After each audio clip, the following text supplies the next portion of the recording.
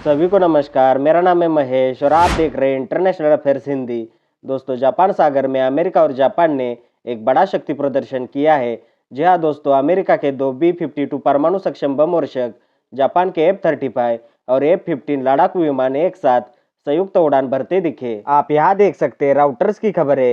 US bomber join Japanese jets इन show off force after China Russia drill, Tokyo says. दोस्तों, यह कार्रवाई चीन और रूस की हालिया सैन्य ड्रिल के जवाब में की गई है। जापान ने कहा है, हम किसी भी देश को बलपूर्वक क्षेत्र का स्टेटस बदलने नहीं देंगे। दूसरी ओर चीन ने जापान के आरोपों को खारिज करते हुए कहा कि जापानी लड़ाकू विमान ही उनके एयर ऑपरेशन में दखल दे रहे थे। अब दोस्तों, क्षेत्र में तनाव तेजी से बढ़ रहा है और अमेरिका ने साफ कहा है, जापान के साथ हमारा गठबंधन अटूट है। अब आगे क्या होगा, आपको क्या लगता है? अपनी राय कमेंट में जरूर लिखें। अगर वीडियो जानकारी पूर्ण लगा तो वीडियो लाइक और शेयर कीजिए और सबसे अहम बात, आपका अपना चैनल है, सब्सक्राइब जरूर कीजिए। मिलते हैं अगले वीडियो में, तब तक के लिए धन्यवाद। जय हिंद।